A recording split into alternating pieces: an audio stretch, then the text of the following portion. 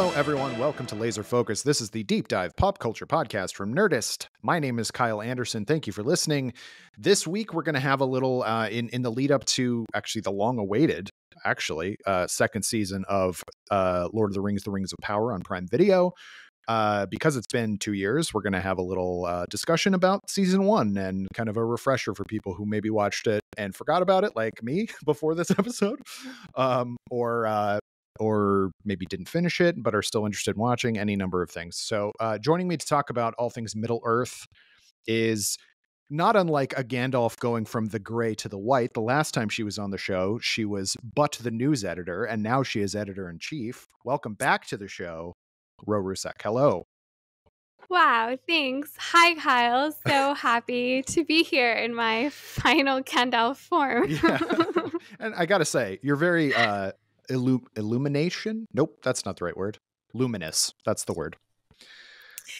Thank you. You're welcome. It's the light of the Valar. It's shining on me today. I was gonna say I feel it's almost I was thinking about this earlier. The comparison is like Arwen used to be my favorite character, but now I'm like all in on Galadriel, which I feel is like a glow up. So. Yeah. The fact that Arwen was your favorite was almost entirely down to, I would assume, the movies and not the books, because she does not have a ton to do in the books. Of course. Yes. And her whole aesthetic, I feel, really informed a good deal of my life going from there. So there we go. I was always a big fan. My favorite of the movies, which you can go back and listen to our Amy and my Lord of the Rings movies discussion, which is from several episodes months ago, really. But The Two Towers was always my favorite movie, and it's because I was a big Rohan fan. And so I was really, as this week as we're recording, the anime film, The War of the Rohirrim, which is hard to say. The trailer just dropped, and I think it looks pretty good, actually. I was sort of like on the fence, but I think it looks pretty good. I thought so too. I thought it kind of captured the Lord of the Rings, but also the anime of it all, because, you know, when you say it's an anime, it's like, will it really be an anime? Will it just be animated? But yeah, I feel they really did a good job on both fronts. And then they had the whole like ring stinger, and Saruman is in the Japanese version, so it's like little exciting things. And this I say, there's no judgment or valence attached to it, but it really tracks for me that Rohan is the storyline you go in for. I just think it makes sense. I like it. I feel like you could really like everybody has a in. I was at this Rings of Power session at San Diego Comic-Con, and Lindsay Weber, the executive producer, I was just talking to her about Galadriel's outfit, which was in front of us, and she looked at me and she's like, "You have an elven face." That's a nice thing to say, I guess. When you're in the Middle Earth business, you start thinking about people and where they would, what group they would belong to, and you could be an elf. And I was like, this is the best compliment anyone has ever given to me. Oh my gosh! Thank you, Lindsay Weber. If you're listening, I still think about that. Aw, well, that's nice. You have definitely been inundated, I will say, with Middle Earth recently, because Ro has basically taken it upon herself to do all of the coverage for season 2 coming out, all the pre-show coverage, and you went to that panel and you rewatched the first season and did all these interviews and everything like that, which you can now watch on Nerdist.com. You can watch your interviews from last season, but also the new ones for this current season on our YouTube channel right now. So yeah, are you like, what does it feel like after you've done all this like cramming that the show's actually finally coming out and people can actually see it? It's kind of wild, because I'm really like, inside me there are many beings. One of them is like a real big fangirl who's like just totally into the show, is like just a thing that I really love, and I engage hard in the fandoms that I love. So it's like 1 minute it's like deep dives into who is Celebrimbor and like mountains of lore, and trying to like synthesize all this information, and then the next minute I'm just like, oh my god, Adar is so beautiful on my Twitter. So I've just kind of been like, I've really been rocketing back and forth between like the extremes of fandom and the extremes of professional fandom, and they're all kind of revolving around this one entity. So it's like it's been an intense rings and things time for me, but I've enjoyed it, and I'm glad now more people can join me so I can speak more openly about the secrets of the rings. Yeah. I mean, we were big fans of the first season. I will say, so we were big fans of it in as much as we covered it a lot and we were all watching it weekly. But I will say, I've heard from quite a few people, not in our sphere necessarily, or in our sphere, but not in our work, I guess, that they found something kind of lacking with the first season. And I kind of understand, because there's a certain point where, people become so invested in the Peter Jackson version of things that it's hard not to kind of see some of this as, I won't say lesser, but like prequel-y. Do you know what I mean? Like, I know the Hobbit movies are terrible.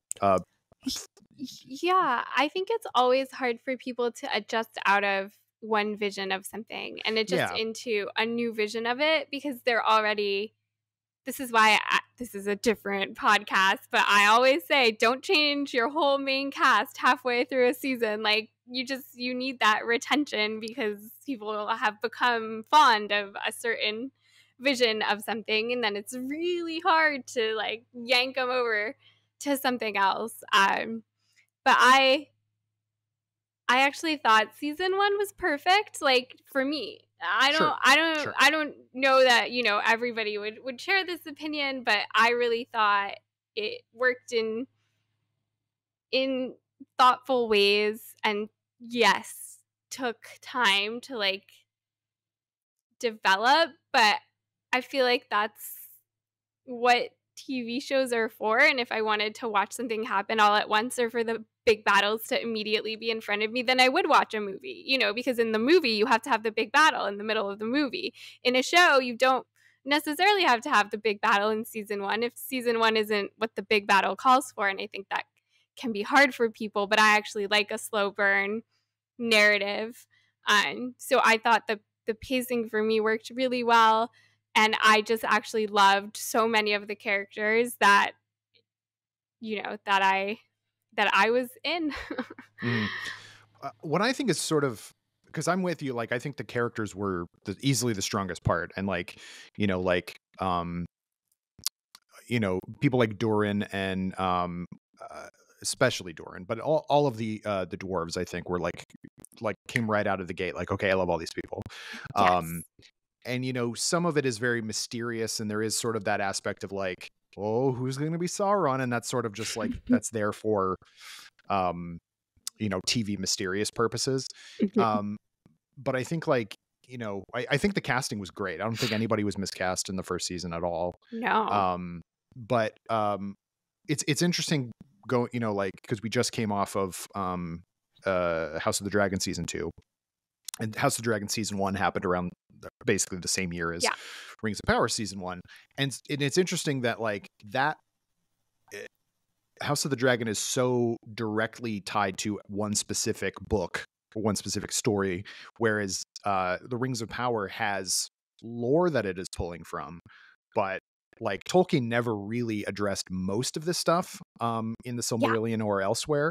And so they can take a lot more chances and kind of explore different aspects of these characters in ways that, I guess the reign is much freer for them, which I find kind of an interesting, because it's obvious we know these characters, like, for the most part, like Elrond and Galadriel and and the name Sauron and all this stuff, like, is very much kind of built into anybody who's spent any time with Tolkien at all.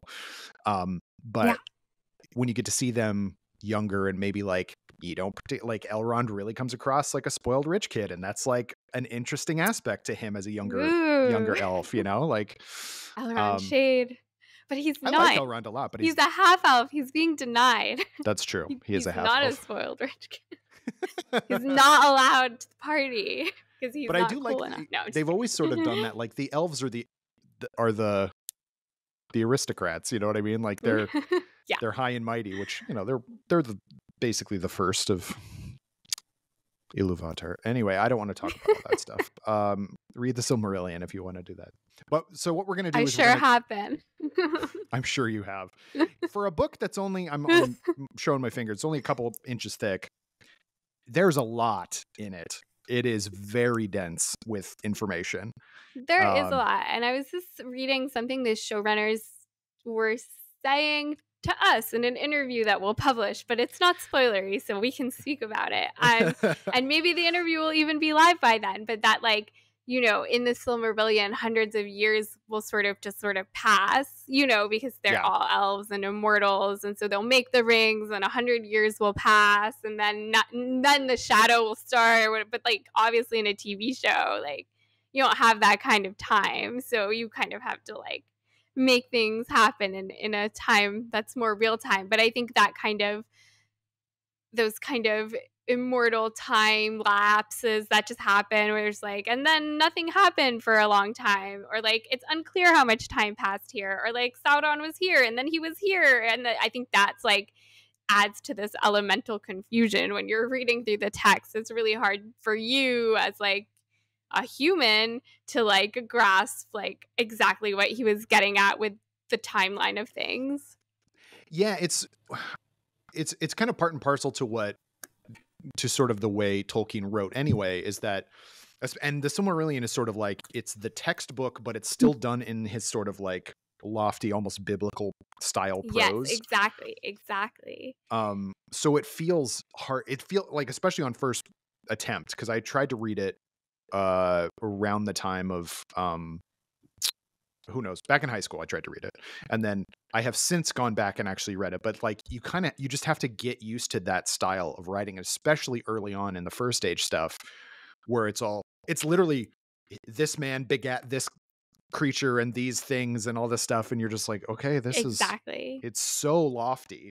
It's a Bible and a history all at once, and I think Tolkien was really committed to it really being a history. So there's all these sort of non sequitur battles and a million names, and they were not just the sort of hits of a timeline you may expect. So I guess that's the challenge that Rings of Power has, is to take all of those sort of thoughts that go everywhere, because he wasn't really concerned with writing a straight narrative when he was writing all these things. He was just writing whatever kind of happened, and that's great for a history or a Bible, but it's less good for a straight narrative arc. I know, because I've been literally trying to piece together where Sauron was at various different times for a fanfic I'm writing, and it's been very hard for me to really wrap my head around he was here and then he was there, but what happened in this space? It's just a lot happening. Well, and there's so much to infer. I think that's a really interesting thing about the Silmarillion and also the unfinished tales and things like that, is that there's or even the, in the Hobbit there's mention of Gandalf going off, and it was put on screen in the movies, I think, for good or ill, but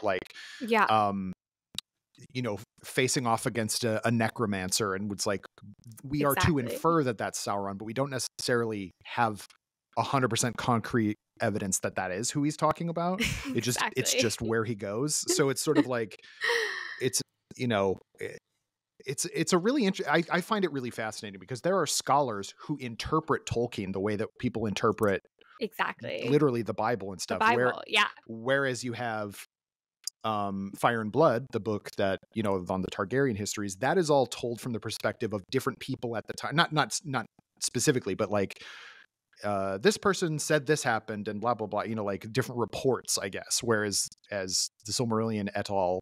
Are sort of literally the hand of God is writing this thing. I find that kind of differences between the two series, not just the content level or whatever, the adultness, but the just the way that they approach. Obviously they're 50 years apart, but still. And something I really liked about the Rings of Power, just while we're comparing and contrasting, that I don't know exactly what will happen in this season and going forward. But I really kind of did like this gentleness almost. I felt that most of the characters were kind of gentle in a way, or like they wanted good, or there was like good in them. There wasn't sort of this sort of dark, heavy thing that is like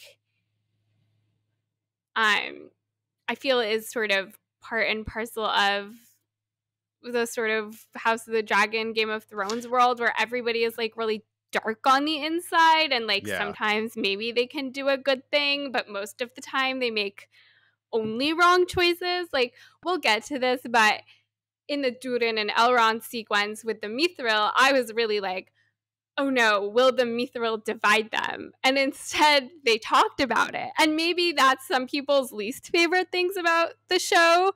Like, they didn't just get mad and fight each other because Elrond needed the Mithril and he'd kind of lied to Durin and whatever. They just were like, this is what happened. This is what I felt I had to do. This is what I need. And then Durin listened to him and they came to like an agreement. And I was just like, wow, that's beautiful. I don't know. It really worked for me. This vision where sometimes characters make the right choices. I liked that. I kind of have something similar to that with like, I love rampant politeness in fiction, like which is really weird, but when people are like very deferential to each other, it like gives me weird ASMR. Like I really love it because it's so, but there again, I think like George R.R. Martin was working from real history and making it fantasy, whereas Tolkien was going from, here's what I wish Anglo-Saxon history would have been had the Normans not invaded, kind of thing. Right. And here's what our myths ought to have been, and all this stuff. And there's people are very forthright in Tolkien. Like everybody says what they're actually meaning for the most part. And so I think to ignore that for the sake of drama would be really disingenuous to the source material. And I know obviously you have to make some of that. But there are characters who are,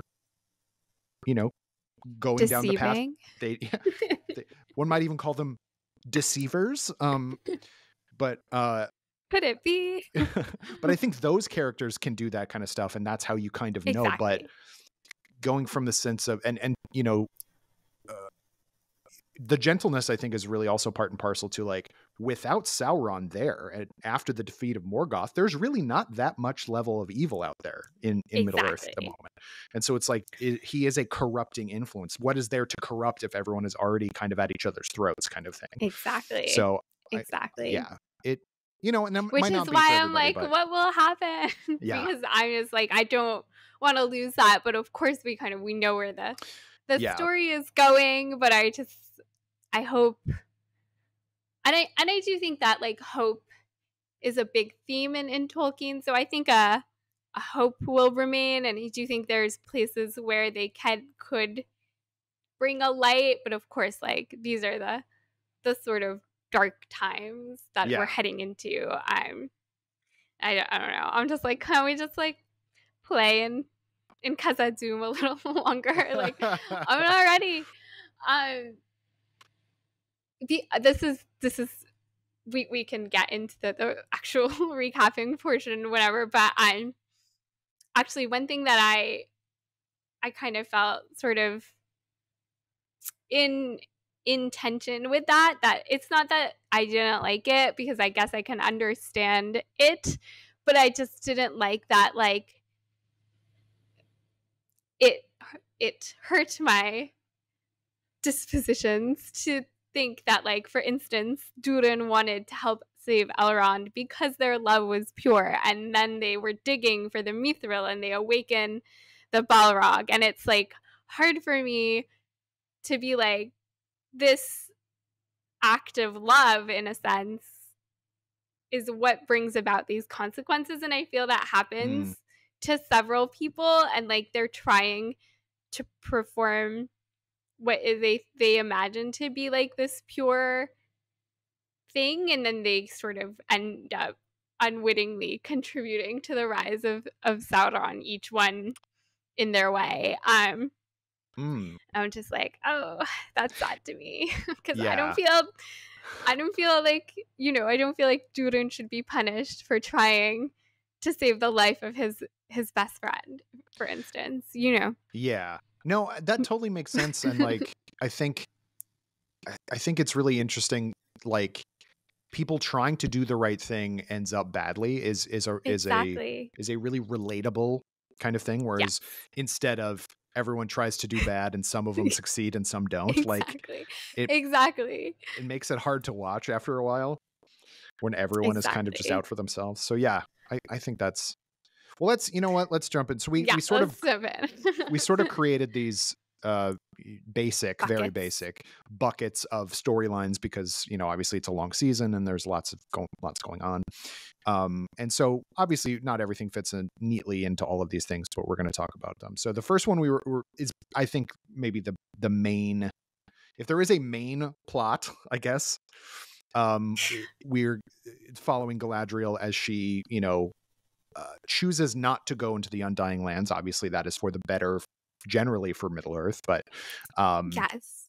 and Well, then isn't it? Oh, well, who it's a great knows? question. We don't know. That's a But good then she gets question. picked up by Halbrand and goes to Numenor and has all of these kind of interesting and we get into Galadriel as a character in the first season too, because I think she's very eager to prove herself, but also like as absolutely no trust.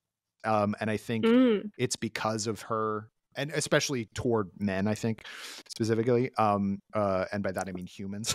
I don't necessarily Both. mean, I guess. Just kidding. The race of men, as they call them. The But kingdom of man. her brother's death obviously weighs very heavily on her, even to the point where she's like, no, my work here is not done. I cannot go to the Undying Lands despite Gil-galad basically forcing her to and everything like that. So yeah, there's a lot going on there. What are your thoughts about, how did this storyline work for you? You know what? This storyline worked. I for think me. I mean, honestly, I think it is the best one. I really love Galadriel. I know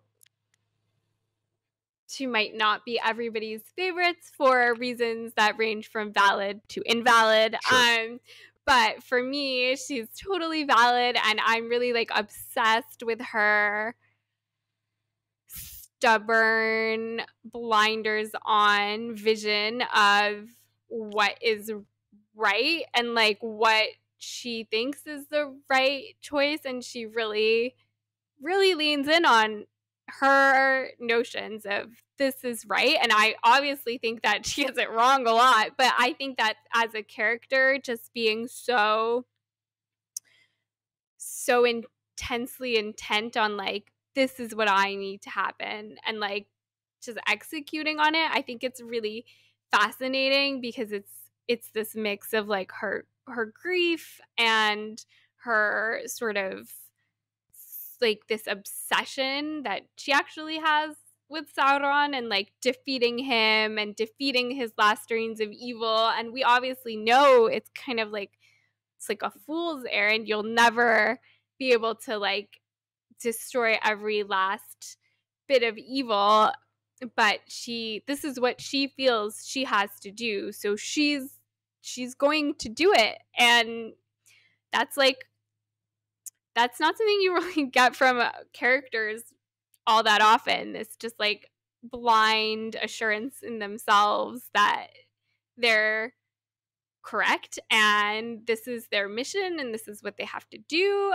And especially I guess from like a good character, and she really lets it consume her and kind of plays into this idea, of course, that when you are like obsessed with something, you're kind of manifesting it. Like her obsession with evil and defeating evil is what brings evil, in a sense. And so I really just like, I find that facet of her, just this intense stubbornness, to just be really, to me, an appealing thing in a character. And then of course when that will smash, at the end of season 1, like what happens next with her and who she is, because she had become really this mission to destroy Sauron to the detriment of literally everything else in her life.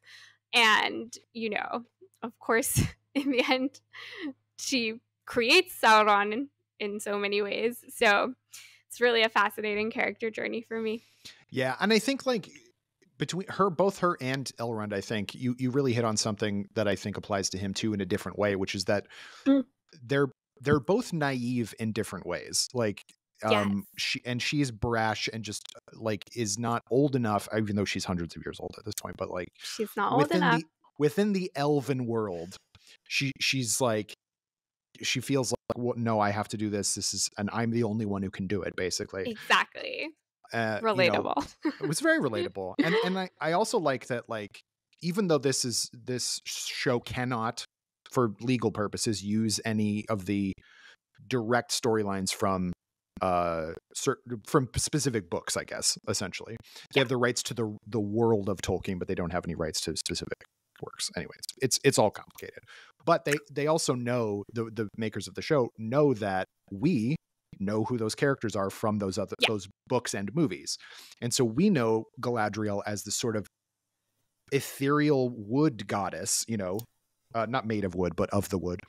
And Elrond is this very regal, kind of forthright, warrior king kind of guy. And so to see them not that way, I do think that that could contribute to people not kind of vibing with the show, is because they're like, this isn't my version of the character. But it's like, that's the point, is that they aren't those people yet. And yeah, I think her whole thing, and just the way she speaks to Miriel in Numenor is like, oh, you're not doing, like, and Halbrand, weirdly, knowing where he comes or what he becomes later, is like really the voice of reason during that whole initial exchange. And I find that really interesting. Like, why she has such kind of disdain for, or mistrust, or just no time, I guess, for Numenor and their kind of like, well, because Numenor turned isolationism. away from the elves, and to Galadriel there is no bigger slight. She's like, you don't respect our gifts. And then Miriel is, or I don't remember exactly who says it, but one of the Numenorians is like, we fought for this land, we spilled our blood, it's not a gift, it's a right, kind of. And of course, for Numenor, whether they should be part of the faithful or not is the whole question. But yeah, for Galadriel, it's like, I think she herself is very irreverent, but she expects everybody else to be very reverent to sort of the elven ways and hierarchies and whatever, because she'll break what the High King Gil-galad says to her, but nobody else better do it. Right.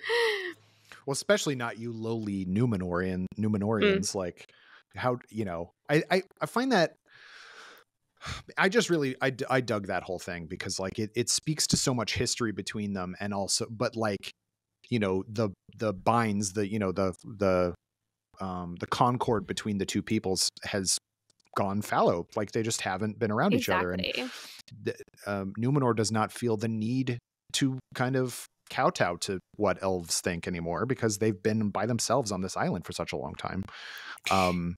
Exactly. And even though she kind of flaunts her own kind of, I can do whatever I want, despite what my king says, like, she still goes, hey, we're still elves. And it's like this weird haughtiness to her in those exchanges, which I find really interesting too. I think it's really interesting, and I wonder if the show will explore like what is sort of elfdom exactly, because it's like the Morfydd Clark in the interviews that we had was like, at some points or throughout season 1, Galadriel is kind of getting farther away from her elfness, and that she kind of has to reconnect to it after all of this, that being consumed by like revenge and desire for, murder, kind of, and like war, essentially, kind of eats her, and that makes her far from an elf. But then it's like, do we see an elf who is like the vision of elfness? Because Elrond too is a half elf, so he's approaching elfness from a different perspective. There's the High King, but he actually doesn't. He seems very imperious. So it's like, what is it to be an elf, and what is it to be a good elf, and do the elves only have this vision of who they might be, or is this actually a vision that isn't anybody? I guess if it's in anybody, it's kind of in Arondir, who is like soft as well, I feel, in his soldierness, despite himself. Yeah. And I wonder too, because like he's obviously a lower class of elf, you know what I mean? And I think that's not a high elf. That really interests me, because like who are the most, I mean, let's use parlances of today, like who are the most patriotic people? It's not the super rich people. It's the people on the ground. It's the soldiers. It's the, you know what I mean? Like the exploration of elfdom, I think, in the show is the most interesting part to me in a lot of ways. Too. But specifically because of that, like because they're sort of like, we don't know our purpose anymore, just as a people, because like, I guess we can just go to the Undying Lands now. Like what else are we supposed to do? And like, we know by the time of Lord of the Rings, the time of the elves is past by that point, but that's still hundreds of years in the future at this point. Before Sauron shows up, they kind of are just sort of adrift, and that's literally the name of one of the episodes. It is. But what did you think of the depiction of Numenor and the people of Numenor? Was it different, distinct enough from the other kind of human towns that we've seen? You know what? I thought Numenor was fine. It's not really what I go in for. Like, I love Galadriel, and I love her, shenanigans with Halbrand, and I do kind of love her tete-a-tete with Miriel, but I just like that the whole Numenor plot, the sort of political machinations, the men just trying to be in their guilds or whatever. Yeah. I was like, oh, whatever. It's fine. This is here. It's present. I feel the same way about the Southlands. I'm just like, man, this is not for me. We'll get to the Southlands, but there was way more of Southland people than I was expecting in the season. I was just kind of like, oh, I know. More of these people, huh? Like, because it took me way too long to realize I needed to remember who these people were. I know that Numenor is very important. Yeah. To the story. Yes. But I honestly, I'm not sure I would miss it. I know. Well, if it weren't gone. Yeah.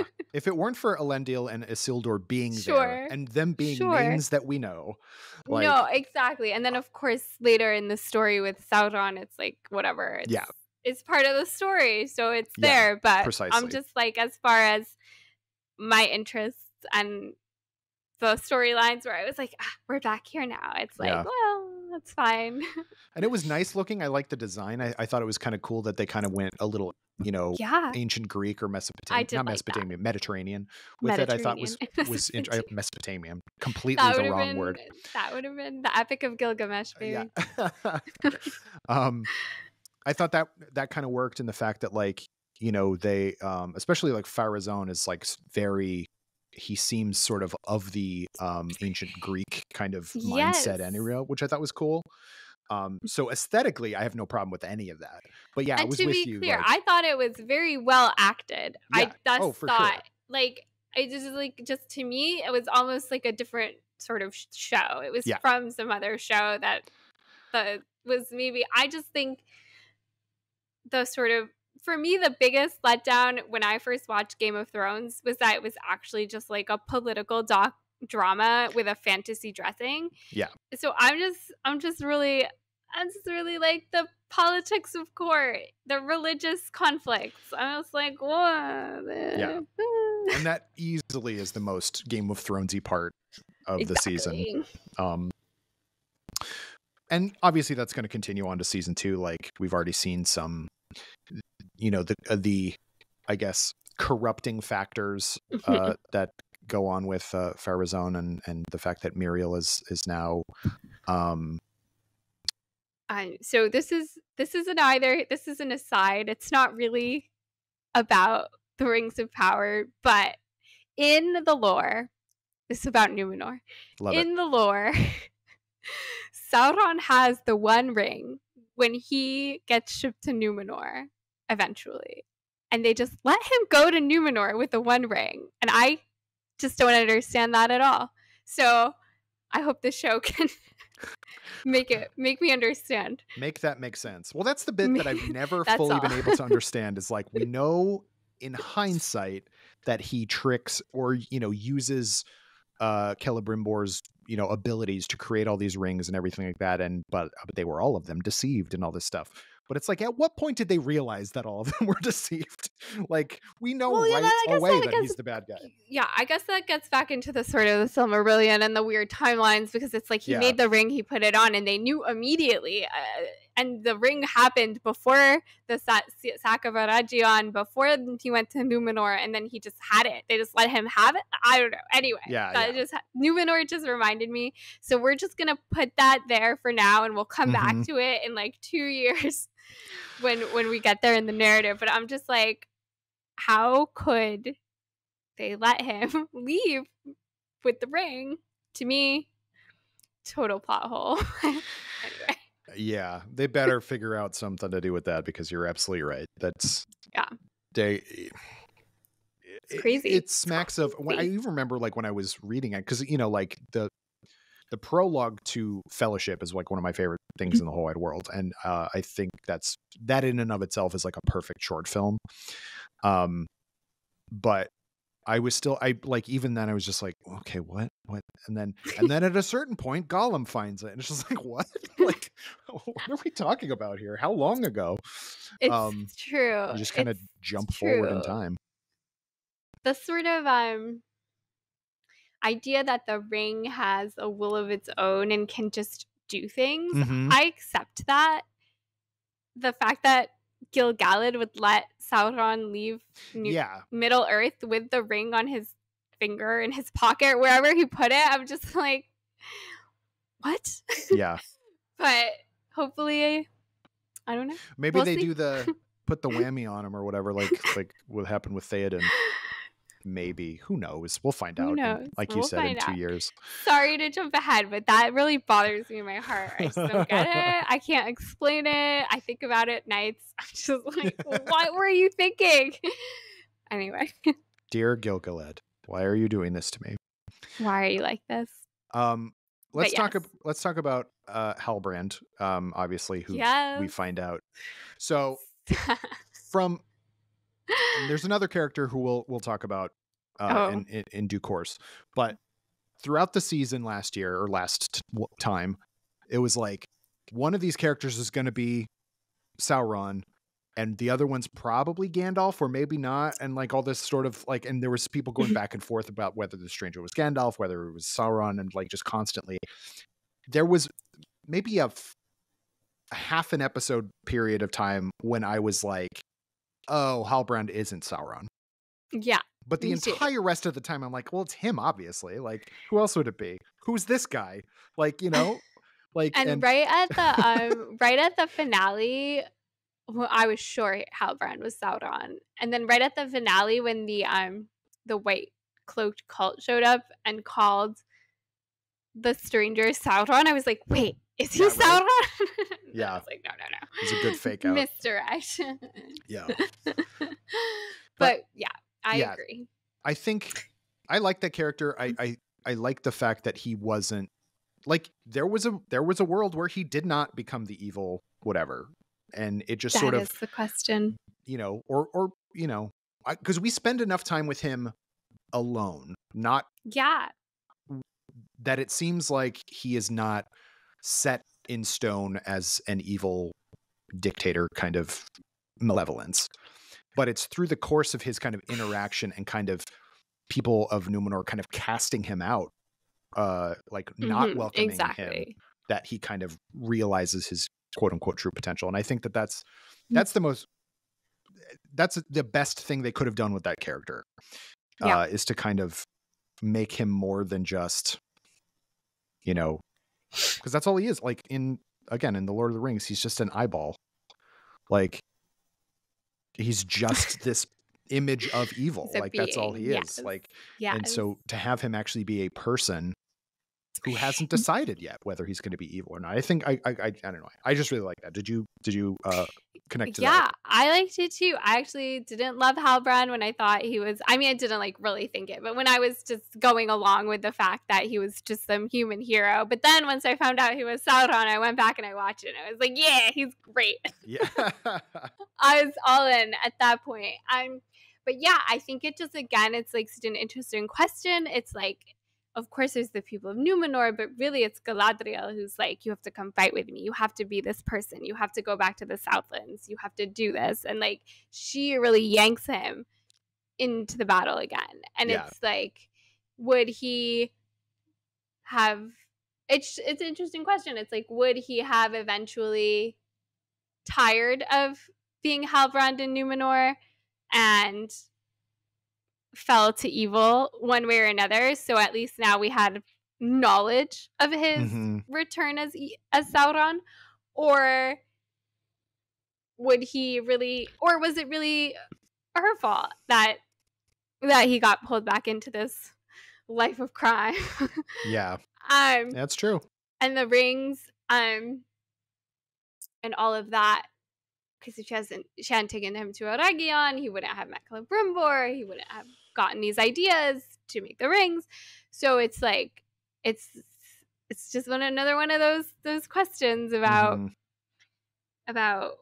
whose fault is it that Sauron is rising? Like, is it always Sauron's fault, or is it the fault of all these people who sort of paved the way for him to return, or in a sense bring him down the path? I don't know. He probably would have tired of being Halbrand in Numenor is the real truth, I think. But it's kind of a boring place. But would he have found himself in the position of power that he found, sort of, at least this knowledge of power, not of the flesh, but over flesh, that he did not have in previous, that he couldn't unlock that secret until he was with the elves, because he was trying for all that time after Morgoth, but it never worked for him. And then with Celebrimbor, he was finally able to find that power. So it's like, again, it's like, who's facilitating Sauron's rise? Like, it's an open question. And I think a lot of people look askance at Celebrimbor for doing all this stuff, being sort of the dupe. But I don't think we can underestimate the degree to which an artist is easily placated by stroking their ego. We sure can't. And of course, Celebrimbor is obsessed with his legacy, and I need to be better than my dad. Like, correct. all that stuff. Dad many times removed, but yes, well, still, yes, my ancestors. Yeah.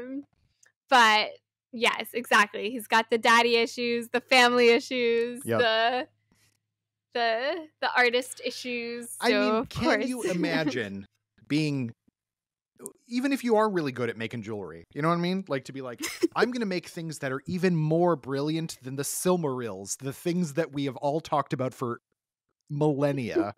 Like, wow. So yeah, let's move on to that storyline, which I think is interesting. Obviously, Celebrimbor is not the main character of that. We have Elrond and Durin and Khazad-dûm and the dwarves, and their society is lovely in a way that is completely different from, because we don't see too many dwarves in. I mean, we see a band of them in The Hobbit, and we see a few of them in The Lord of the Rings, but we see only the remnants of their kind of great societies. And so this is to actually get to see, like, the dwarf lords and everything like that, and Durin, I forget which number he is. Our main guy, or our friend, Elrond's The friend, fourth is the fourth, right? And his dad's is the third. fourth. Yeah. And his dad's the third. Yes. By the way, Durin the third, played by Peter Mullen, is one of my favorite actors Aw, he's to so show funny. up and stuff, and he's so good. You got to interview He's him, so yes? good. I did. I'm yes, for the sort of the award season in between. But he is so funny. He was like, he was not like very.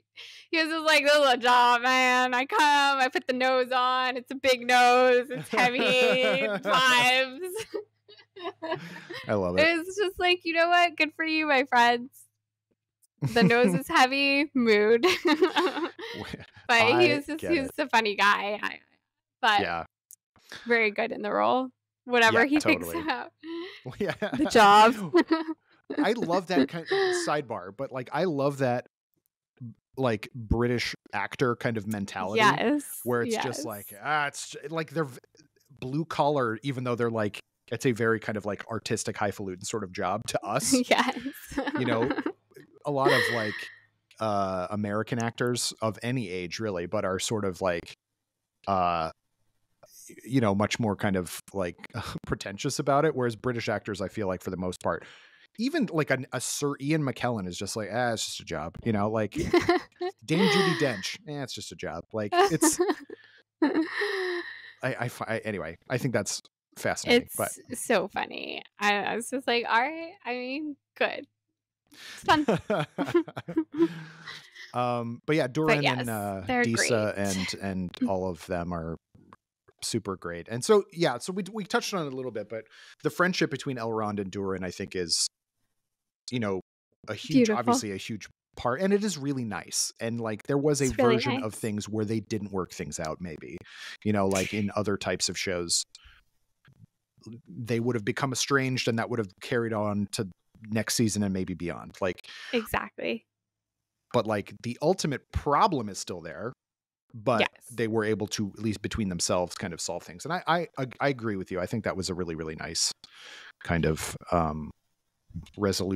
mini resolution to that conflict. Yeah, I thought the whole friendship between them was just really beautiful, like just from the beginning. And then of course, you know, there is that sort of like Elrond, he's an elf. He doesn't even think about missing 20 years of his buddy's life. But Durin just obviously just wants him to be his friend again. And I think Elrond maybe learned from his errors and won't repeat them. But this was just really sweet and fun and kind of a well-vibed storyline where everybody was just kind of very dear and their friendships and relationships were very dear. And Durin being like, yeah, you can apologize to Disa, but you can't stay for dinner. And then, of course, letting him stay for dinner. And he planted the tree from Linden. So cute. And the tree grew because of love. And that's beautiful. And they're obviously in love, which is my take on it, and which is also beautiful to me. And with Disa's approval, I feel. But yeah, you know how their society works. Listen, exactly. I think it's good. I think it's clear that they have deep fondness for one another. Oh, for sure. Like and they could call it brothers until they're blue in the face, but we all know the truth. Well, I mean, as somebody who has love for people of the same sex, but not romantic love, there are different kinds. There are different kinds. Exactly. And then Durin wanted to reveal his true name to him or whatever, which I thought was touching. Turns out it was Jeff. We didn't find that out, but unexpected. Yeah. But I guess we'll never know. Yes. But I just thought their whole storyline is really just like good vibes until, of course, you know, we see the Balrog looming in the depths and Durin gets in trouble with his dad over trying to help Elrond, and Elrond gets unceremoniously exiled from Khazad-dûm, but he has just enough mithril to make the rings. So that was just great for everyone, I guess. Yeah. One of the other things I'll be interested to see when they finally get to it is, you know, because there are all these rings made for all the different races and everything like that. And like, yes. Like the way that the dwarves kind of react to getting all these awesome rings, I think will be really interesting to me, because we sort of have an idea of that the men will be easily duped. Like the race of men getting the 9 will be really, and that the 3 elves don't, basically, like they stay true. So, but it'll be really interesting to see what happens with the dwarves, because there's 7, right? 5 or 7. Yes. It's some odd number. Now I'm doubting myself. I think it's 7. I think 7 it's rings 7 for too. the dwarves. Yeah. Yeah, 7 rings. 9 are gifted to the race of men, which we all know. Who above all desire power. It's true. But yes, the dwarves kind of, he couldn't really manipulate them into evil, Tolkien says, but it still inflamed their desires for greed and anger. So I guess while Sauron couldn't tell them what to do, they could be more mad and greedy themselves. He can sort of like, they can just kind of live in their tunnels and just leave him alone, basically, consumed with their, we see that a little bit in the Hobbit movie. They just but become the Hobbit obsessed. book, just sort of like we become gold obsessed and sort of, all he wants is their riches back and their kind of like, power under the mountain and everything like that. And so it'll be, anyway, like I said, it'll be interesting to see, because like isolationism is a big part of this story, because like obviously everybody's sort of separate, and like the idea behind the rings might seem like, hey, we're all in this together kind of thing. Obviously that is through deception and everything like that. But the dwarves sort of become, the most isolated. It will be interesting because, of course, Tolkien and his rapid fire bullet points about what happened is like, and then after the siege of Eregion, Sauron is mad at the dwarves, and the dwarves seal their caves, and that's it. Yeah, they're gone, basically. And I was like, well, obviously, that can't happen like that this season or next or whenever.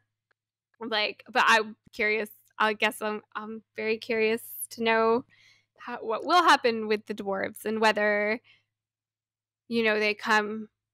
We see in the trailers, I don't know for a fact, but ostensibly they'll come to help the elves fight in the siege of Eregion, which will play out in some way. But do they feel burned by that, and then the relations just go sour? Like what happens? So, I mean, well, we'll just have to see. Because we also know in the last, in the battle, where Isildur cuts off Sauron's fingers and stuff like that, the dwarves are not involved in that. It's only Durin's folk do come. That's true. This is true. So I guess there we go. There's some hope. There's some hope in the horizon. We do appreciate that. We love a Durin. Yes. One of them. So good. We'll see them in the end. As much as I loved seeing the dwarves and their kingdom and just their kind of the kind of life and upliftingness that a lot of those scenes have, everything to do with the Harfoots I thought was boring and stupid. Yeah. That was easily my least favorite. Big mood. So, well, I mean, I just it's just not for me. Again, it's just not for me. It's so really, I felt bad. But I was intrigued by the stranger, and again, everyone did a good job, but it's just sort of like, exactly. Nomadic hobbits is just like, all right, I don't care. What's the best part about hobbits? They have Hobbiton and their cool little lives and stuff like that. Yes. But, nomads just gotta walk around being weird. Like, I had a little place in my heart for like the stranger developing the relationship with Nori, but it's just not like the storyline I might go in for. I guess when you have like 8 storylines, you just human nature. Some of them will be your less favorite than others, and the Harfoots for me, and they were kind of mean. They were a little mean and kind of vicious. Just like, we'll leave you behind. Good luck. And I was just like, oh, don't like that. I guess I've read some things about how, in a nomadic culture, sometimes you have to do what you have to survive, which I guess it makes sense. But I just like, it just came off as very intense. Yeah. Well, and if we'd have spent the entirety of the book of either the Lord of the Rings or the Hobbit in Hobbiton, it would not have been an interesting story. So like spending so much time, like I thought, okay, Nori and Poppy are going to go off with the stranger and do their own thing, which is what's going to happen Sure. now. But like Sure. the fact that we spent so much time with the, you know, and the fact that they had to have pretty awful losses by the end of the season in order to actually keep going, like, Yeah. that's not a particularly fun storyline to have to watch. Like, so that was sort of my thing about it. It was, and also like, there's only so much of that kind of like wide-eyed kind of naivete that I can kind of take. And also agree. it felt like a foregone conclusion to me that was at least a wizard, if not Gandalf himself, for sure. a wizard. Like obviously that's what that is, and it felt like they For were belaboring sure. the point a little bit for the last minute. Oh, what if he's Sauron? Like Right. at no point did I Although think it it was. got me. The last but- minute they got me, but not Yeah. before that. No, I mean, it No. seemed pretty clear he wasn't Sauron, and I'm pretty sure he's probably the wizard we think he is and not Sure. a mysterious other wizard that we don't think he is. But again, I feel Yeah. it's a little part and parcel of sort of the earnestness of the writings, the characters, and the show, where it's just like, probably it's not gonna try that hard to dupe you, but it's not really trying to. It's more Right. being like, we're not at the point in the journey where he reveals he's Gandalf yet. Mm-hmm. When we get there, he'll reveal it, and you won't be that surprised, but that wasn't really the point. You're surprised. The point is that we weren't there yet, so he didn't reveal it yet. And then when we get there, we'll reveal it, and you'll know. Yeah. For sure. Yeah. And so, yeah, I thought, like you said earlier, like the kind of relationship between Nori and the stranger was nice, and I liked him kind of I did too. once he started kind of learning, I guess, because he's effectively an alien, like yeah, or which is something they don't really ever contend with. Yeah, he's an alien child, basically. Like he's got a bunch of superpowers, but doesn't really know much about anything. And then you kind of get to the point where he is at least somebody they can have like an actual conversation with. Yeah.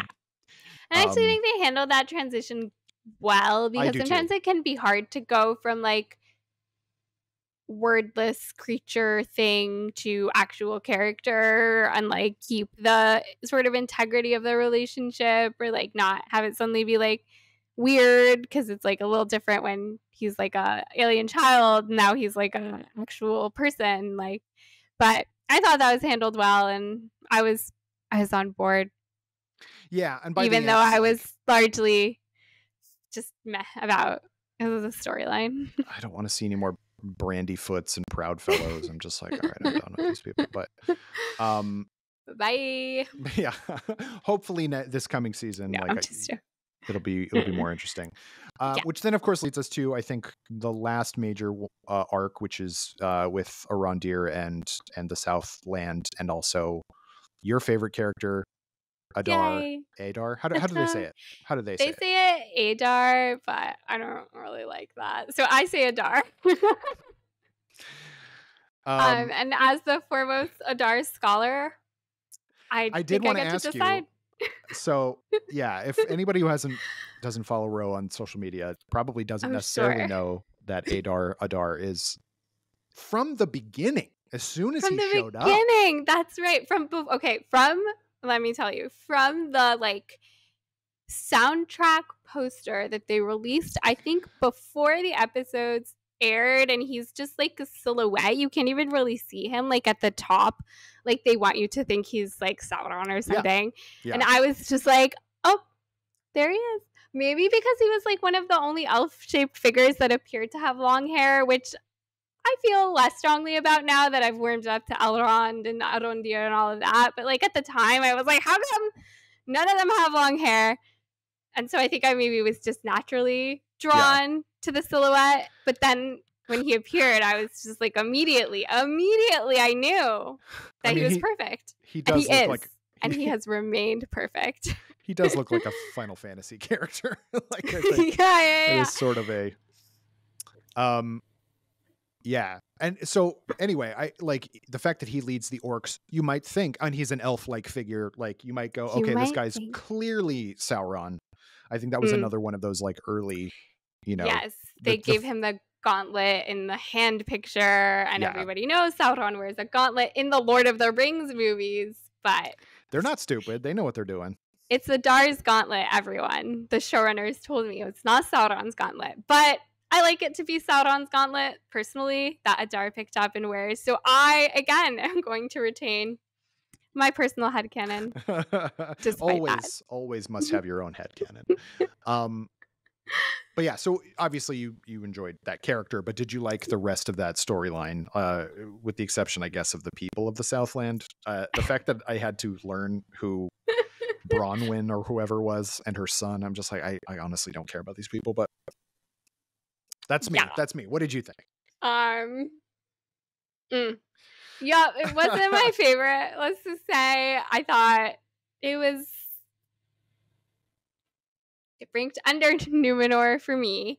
But yeah, I like Arondir a lot. Sure. I was not on board for their romance. I just wasn't like that on. I was just like, okay, it's happening. But I really liked him. So I guess I really just like elves. Is the truth of it. And the humans I like much less, just as a fan.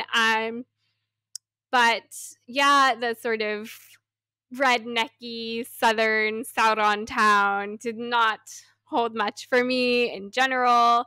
The kind of what's happened, but the orcs and Adar I love, so it's fine. And that for me was the super highlight when Arondir and Adar met. I think that's an incredible scene. I think it's beautiful. Oh yeah, that scene is great. I'm curious to see the outcomes of the early episodes of season 2, what might happen between them, because I felt Arondir was actually the only elf who looked at Adar and was like, you're an elf. Something has happened to you. What has happened to you? And not just like, you're evil. Right. And I thought that was like I think that was like we were talking about the elveness. That to me was like the true elveness, that deep kindness, this connection that he saw Arondir in Adar, despite everything that had just transpired, being captured, killing his fellow man, whatever. He was still like, who are you? Where did you come from? In a sort of curious, almost open way, not necessarily like, why are you.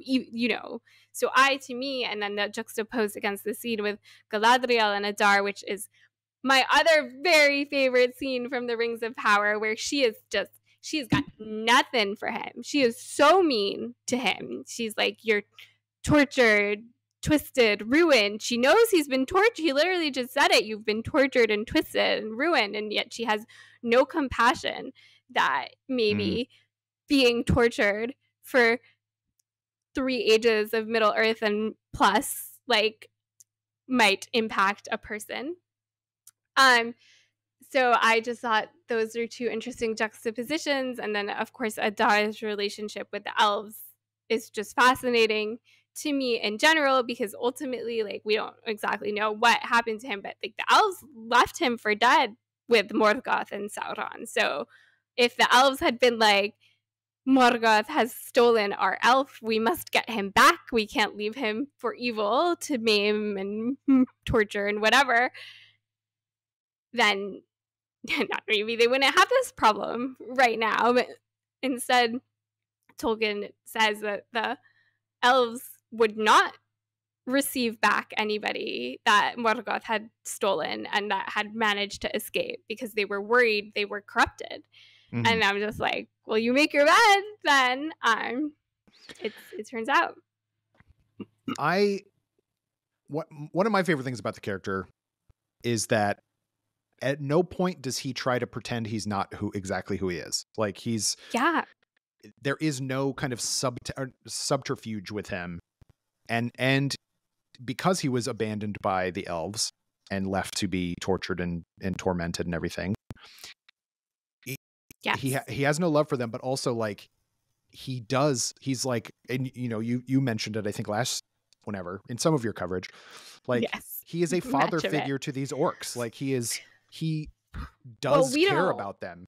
We don't know what it means, right? And I don't know if we'll ever get I a suppose. full understanding of what it means for him to be the father of orcs, but he created these creatures. He Right. feels these creatures have come from his existence. Right. So he feels a responsibility to them, to their existence, to giving them a place where they can exist. And kind of the elves don't want them to exist, and Sauron doesn't want, well, he does want them to exist, but he wants to control them. Yep. So there's no place for him and his children, the Uruk, we're calling them orcs, it's very bad of us, to go.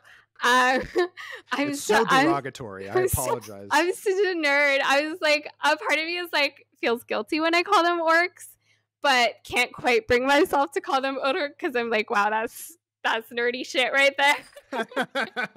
I get it. But yeah, to me, I think the beauty of the character, and I felt strongly about Joseph Mowley's performance, but I quite love Sam Hazeldine as well. So yeah, we can all rest easy now. I know we were all worried. I was worried. I was verklempt for a long time, and then periodically in the time since. But now I feel okay. But Joseph Mowley really understood that the thing about Adar is that he's always crying because he's always in pain. And I was just like, exactly. And then when I just at one point realized that this was happening and it was real and it was like canonical, and I was just like, wow, I love this character. And I do. There's one of my favorite things in fantasy and sci-fi and just in general is the idea of like, I guess the responsibility that a creator, I mean, it's all the way back to like Frankenstein, literally Mary Shelley's Frankenstein.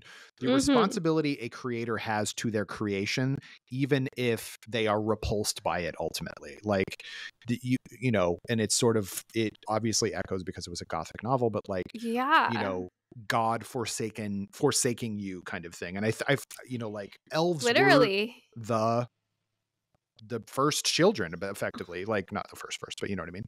The first children of the highest power. And then like to have, you know, to feel completely forsaken by your own people, but also your creator. Yeah. For 100%. Hundreds of years, left to the enemy. And then he creates these creatures that are, you know, sort of to most people's eyes, perversions of elfhood. Yes. And he's just like, no, these are my people. Like I there's something so noble about that. And I think that is going to be a fun kind of, fun is maybe not the right word, but like, a fun tragedy is what I almost said. Yes. Of the show is like seeing the orcs become the pawns, I guess, of Sauron at a certain point, and sort of like left to just, you know, they rule the Southland that is now called Mordor, but like they don't really have any agency of their own. They're sort of like at the beck and call of this other guy who doesn't even like care about them all that much. He just uses them, and it's really, it'll be interesting to see how that plays out going forward, because I think that is a very fascinating and cool thing to do with what are otherwise in most other media just the bad guy foot soldiers. Exactly.